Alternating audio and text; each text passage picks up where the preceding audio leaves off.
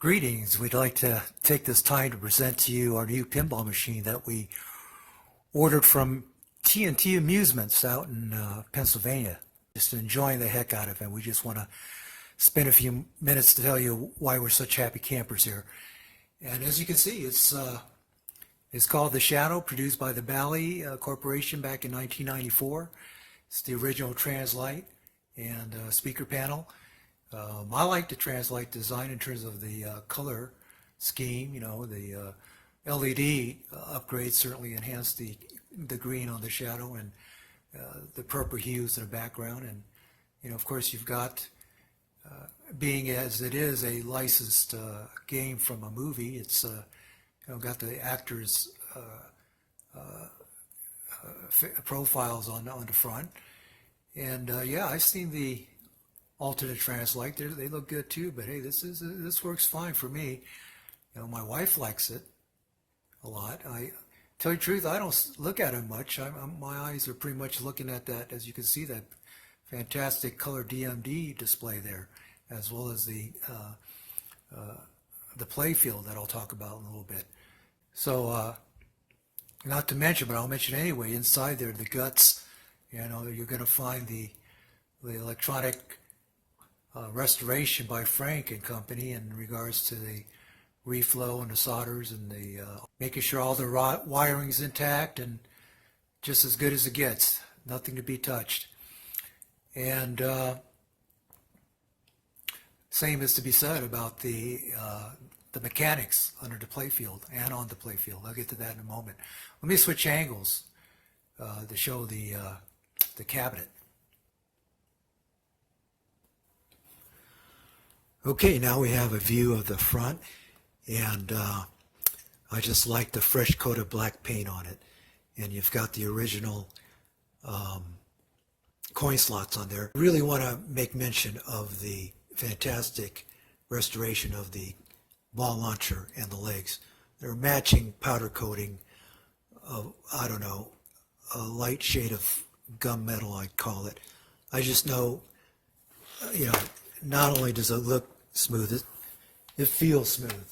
It's like no sharp edges to the touch. Even the original, I believe the original leg bolts, you know, that are rounded, don't have the sharp corners, you know. And I even took off, over here on the left side, I took off the original gun grip on that side. Didn't really need it or use it, and I liked the looks of the powder coat.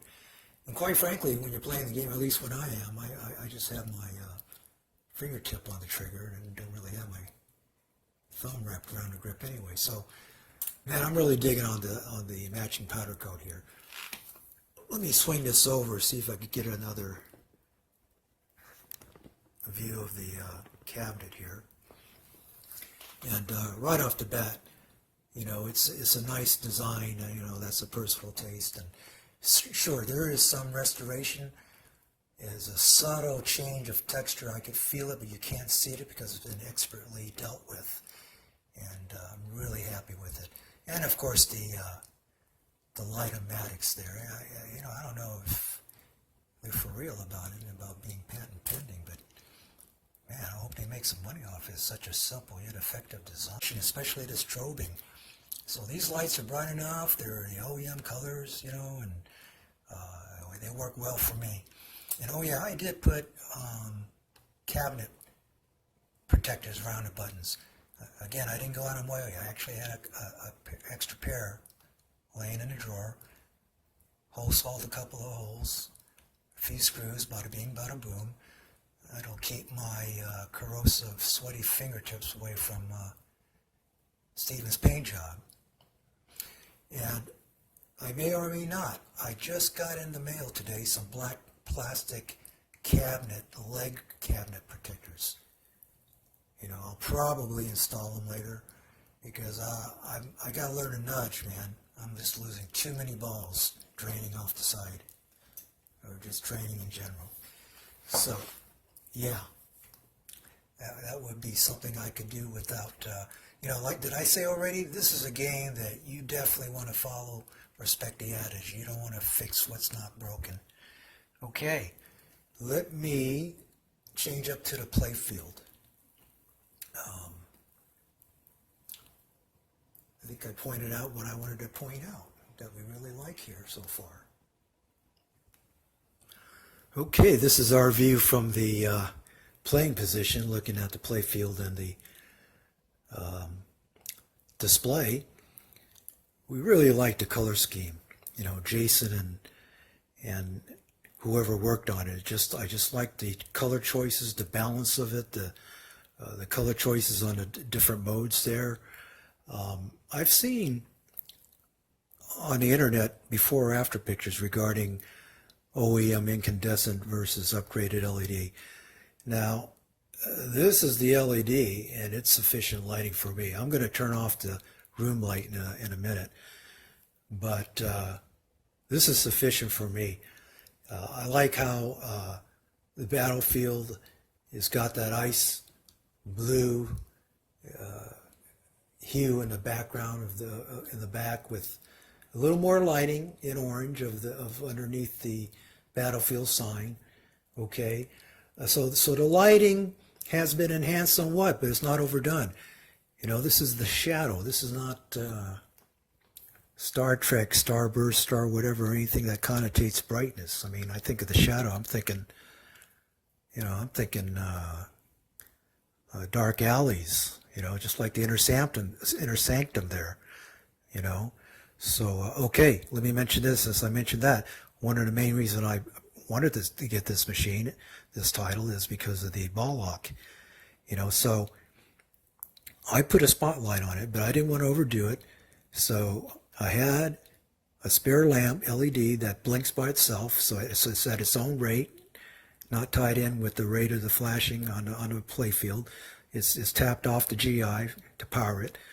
And sometimes when the ball's there, you'll see it disappear. Sometimes when the ball arrives and the light comes back on, the ball's not there. So it's different every time. I like it. It's all right. You may or may not see it. There's welding reinforcement on the ramps, man. I like, man, this thing will last. It won't get loose or rattle. This thing will be solid well after I'm around. After I'm gone, I mean, you know what I'm saying. It's great. You know, underneath the play field, you know, Curt and everyone just did a great job. It's every moving part is smooth as silk. The plungers, they just slide so effortlessly. It's just beautiful. I mean, it just doesn't get any better. Hey, let me turn off the room light and show this game in action, just to show the mechanics, the functioning. Certainly not my gameplay or lack thereof, but well, let's check it out.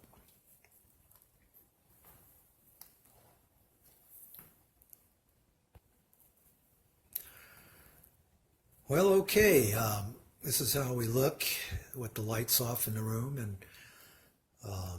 this is enough light for me for a game called The Shadow. One other thing I did install was a polarized shade that you put on in front of the display, and I could tell you that it's cut off the reflection from the DMD display. You can still see reflection from the translight. It doesn't really bother me when I'm playing the game. You can see it now as we talk, of course, but you know, it's not that big a deal to me. I mean, I could always, you know, get one of those HD playfield glasses, but this new standard one works fine. I don't even see it. At times, you don't even see it. I mean, even when I have to remind myself that I put it back on or what, you know what I'm saying. It's fine. So, oh, one other thing, that battlefield, man. Yeah, I mean, I see enough of what I want to see. You know, if there's some device that can validly measure dyslexia, this thing would be it, and I have it. Yeah. So let's turn it on to start and see how it functions. All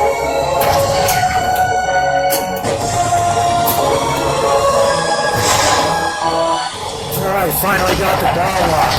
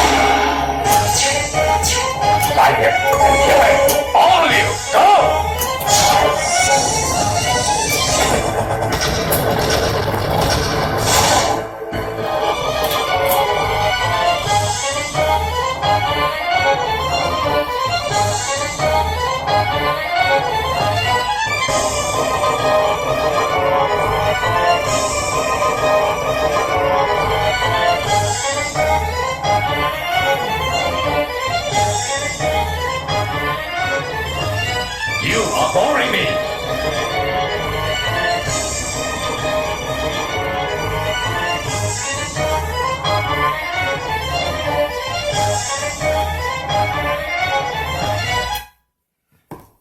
Well, to be continued, man. Sorry it took so long. I just wanted to show that intersampton ball lock, after you get 3 balls locked.